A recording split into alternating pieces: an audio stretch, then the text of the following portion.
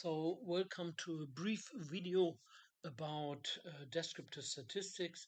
We will calculate some of the key figures in descriptive statistics like the mean, median, mode and so on.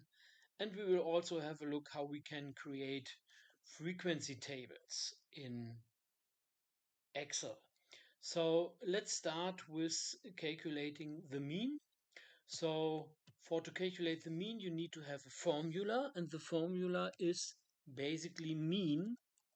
Yeah, so always when you enter a formula, you have to start with equals, and then you have to open the brackets, and then you have to tell from which numbers you want to calculate the mean. So you have to mark, click and hold, and then mark all the numbers where you want to calculate the mean, and then you need to close the brackets. Yeah?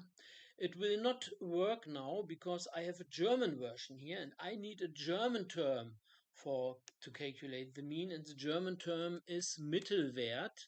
Yeah, but if you have an English version, you take mean as a formula, or if you have a French or a Russian version, you even need to take the terms from your language. So the mean is obviously 5.459 for the study satisfaction. Yeah? For the study satisfaction of these students that we have here in our data set. Let's also calculate the median. You remember the median is the value that is in the center of the distribution. So basically it splits the distribution in two parts. So if you bring all the values into order, according to their size, then the median would be the value exactly in the center. So the formula here is the same for German and English version. It's just median, and if you have the correct formula and open the brackets, then he also shows you the syntax. So again, he wants to have all the numbers from which he should calculate the median. And then I close the brackets again. And here we have the median is 5. That means basically that 50% of the students have rated their study satisfaction between 0 and 5, and 50% have rated their study satisfaction between 5 and 10. Okay, the mode is a number which occurs the most often in the data set, so I will be a little bit lazy. So I just use the autofill in function. Yeah, I go with the mouse here at the corner, click and hold, go down so that I take the formula from here, and then I only need to change this term, and it's mode in English, but in German it's Modalwert. Yeah. So the number which occurs the most often is obviously the 4. Now we want to have the smallest number and the biggest number in our data set. Again, as I said, I'm lazy, and because I always need to have all the numbers from which I want to calculate, so I can go down so that I only need to change the formula. So here I don't want to have Modalwert, I want to have minimum, and that is basically the same in German and in English. So the smallest value is a 2, and maximum is the highest value. We had a scale here from 1 to 10 to rate the study satisfaction. No one rated 1. Here we want to have max. And so you see the highest number that was rated was 9 for the study satisfaction. Then we want to have the range. The range basically is, here we cannot use this formula. Basically is the maximum minus the minimum. Yeah, maximum minus the minimum. Then we want to have the standard deviation. Here we have the English formula is standard deviation as it is written here. The German formula is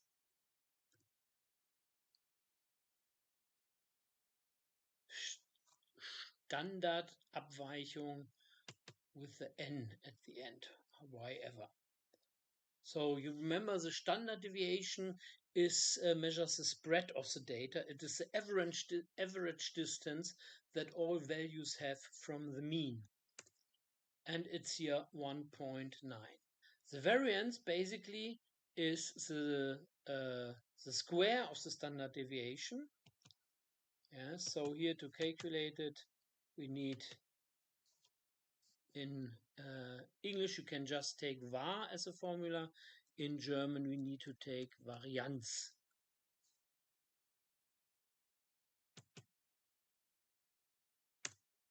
And it's, as I said, the square of the standard deviation. So the standard deviation is very close to 2.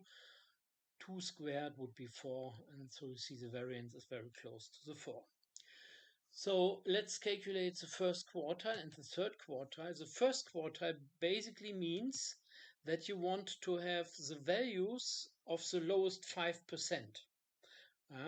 So you can enter as a formula in English and in German, it's the same. Quartile. Then you want to have the numbers from which you want to have the quartile, but then you also have to put in a semicolon and to tell Excel which quartile you want to have. In this case, you want to have the first quartile.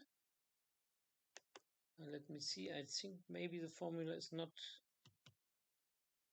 here is a R is missing.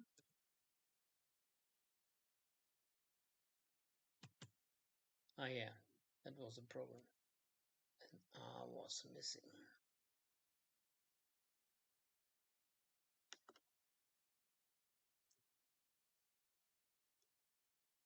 Now we don't have the correct number here. Something went wrong here. So let's have a look again at the correct formula. So we want to have the first quartile. So we enter quartile, then we enter mark all the numbers again, and then we tell which quarter we want to have.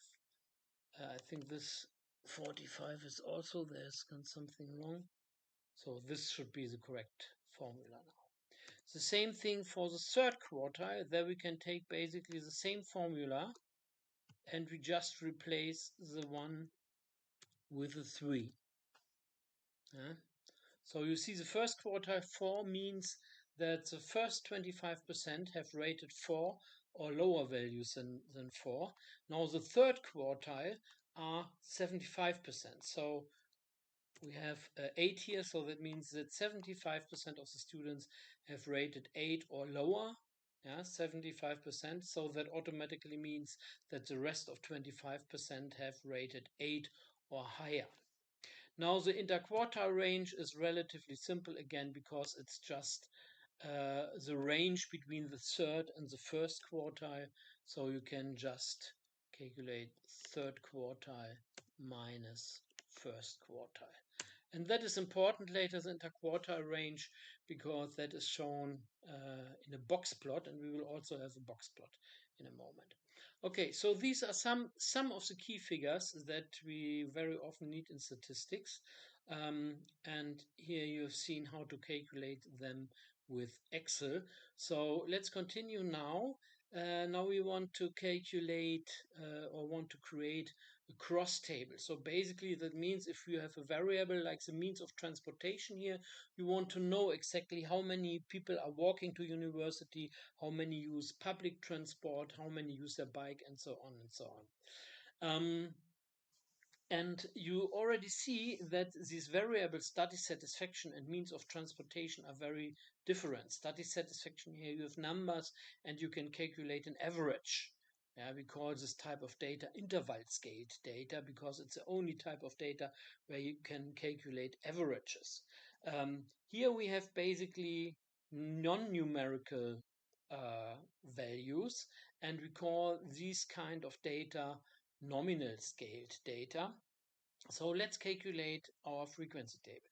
To calculate the frequency table, we now want to use pivot tables, and that is something we very often need when we evaluate data and statistics.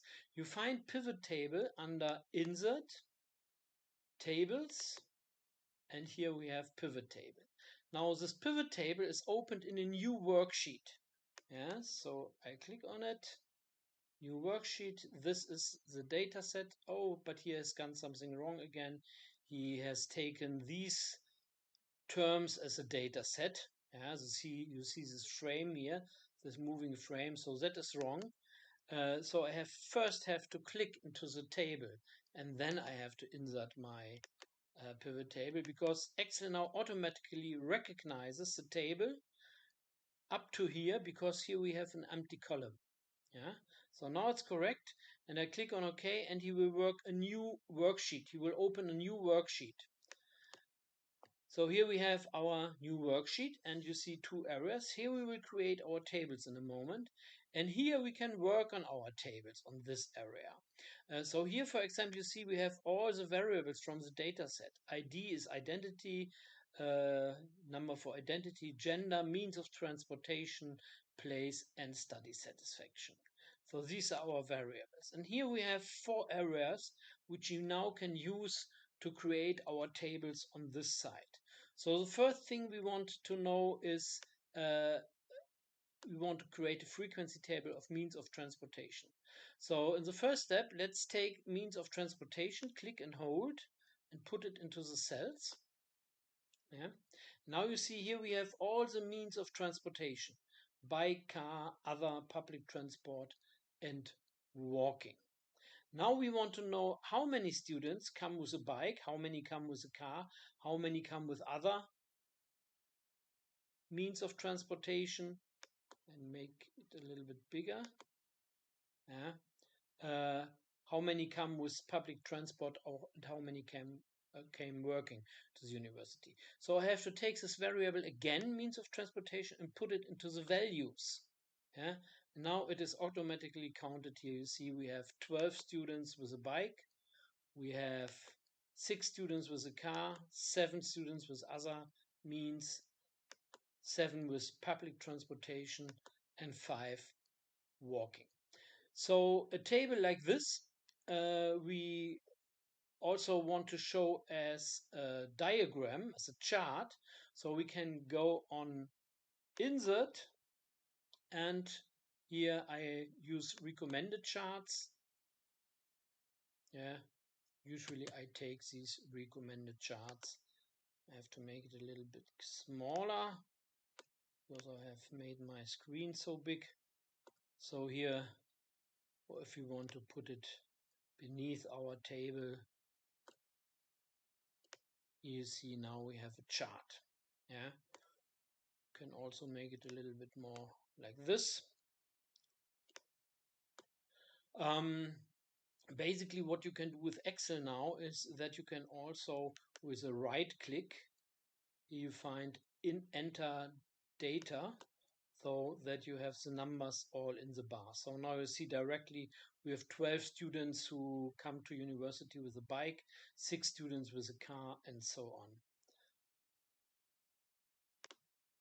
By the way, maybe you should make a pause now and also create a frequency table of gender. So you want to know how many males and how many females and how many diverse people you have in the data set, and also a frequency table of the ratings for study satisfaction, and also the last variable, the place where the students study.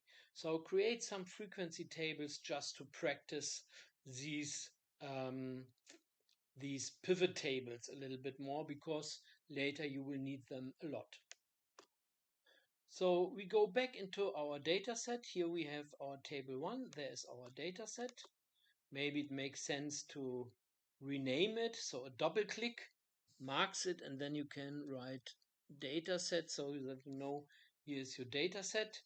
And here you have frequencies.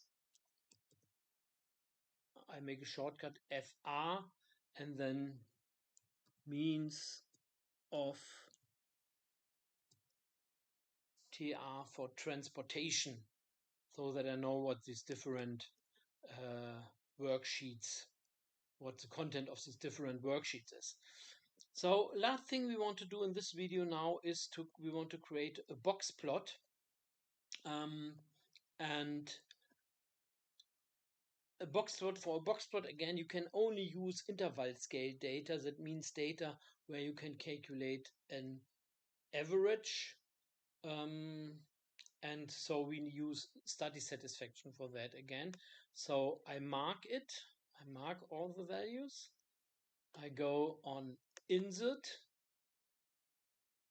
recommended diagrams, but I don't want to have these diagrams, so I click on all diagrams. And here we have, in German it's called Kastengrafik. In English it should be called box plot. I don't know why they call it Kastengrafik in German. Box plot is a term that you usually use also in German. So I make a double click, and here we have our box plot.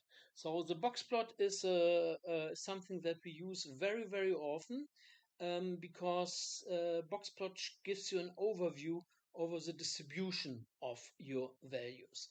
And basically what you have here, here you have the lowest value. Yeah, we call it the whisker. The lowest value was 2. Yeah, no one rated his study satisfaction with 1. So, and here you have the highest value, and you remember the highest value was 9. That was a range, 9 minus 2. Yeah, the maximum minus the minimum. Then the first quartile is here at 4, and the third quartile is here at 8. Yeah, the second quartile, as I said, is the median, and the median is here the line at 5. This point marks the average, and you may remember that the average of all our value was, I think, something like 5.6. Where do we have the average? Here, 5.45. So that is basically here what marks the average. Yeah. So here you have this whole scale that the students use to rate their study satisfaction, what was between 1 and 10. So that gives you an overview how the values are distributed over these 10 different numbers. And sometimes these box plots are very useful, for example, when you compare different groups. So let's compare the study satisfaction of men and women, and create therefore 2 box plots, one for men and one for women. To do that, you need to mark first here gender, then mark it without the heading. Then you have to hold control, yeah, it's Steuerung in German, control, and then you have to mark while you hold control, you also have to mark here the values for study satisfaction. Now these 2 columns are marked, and now you can again insert box plot, all diagrams, and here we have the Kastengrafik in German, box plot in English. And now you see here you have the box plot for men and for women. So the average for women is a little bit higher. The median is a little bit lower than for men. Yeah. And you see here you have 25% who rated 8 or higher. For men, you have 25% who rated 7 or higher. Yeah, so the study satisfaction of women is a little bit higher than the study satisfaction of men. Okay, so that's it for today. So basically, just as a brief reminder, we started with calculating some key figures here. Go away. You don't want to leave me. Here's some key figures. We calculated the mean. And when we use formulas in Excel, we always have to start with equals. Then we have to enter the formula. I have the German formula here. You have to take the English formula if you have an English keyboard. And then you have to mark the area from which you want to calculate the mean. So it's basically here about study satisfaction. Yeah. We have also calculated the median, the mode, the minimum, maximum, the range, which was the difference of minimum, maximum, the standard deviation, which measures the spread of the data, basically the average distance of all data points from the mean, the variance, which is the square of the standard deviation, the first quartile, which are the first 25% of values, the third quartile, which are 75% of the values, and the interquartile range, which is basically no more than the third quartile minus the first quartile. And it's also here the range of the box. Here, this is no, that's not the correct box. That's only for men. Here we have the box plot for all. So 4 to 8. Yeah, here in the box plot, you remember this is the first quartile and this is the third quartile. Yeah, and the third quartile minus the first quartile is the interquartile range, which is basically the size of the box. Okay, we have then used pivot tables. Yeah, to use pivot tables, you first have to click into your data set, because then Excel will automatically recognize your data set. Then you click on Insert, Pivot Tables. Usually something is wrong, because you see here only this cell is marked, so something went wrong here. Basically, you should recognize the whole table. Again, not that.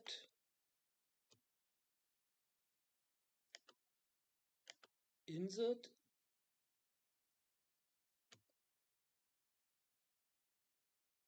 Pivot Table. Now the whole table is marked. That's how it should be. When you click on OK, you will just open a new worksheet. And in this new worksheet, then you can create your tables. Here you have all your variables. And for example, to create a frequency table about the place, you just have to take the place into the cells.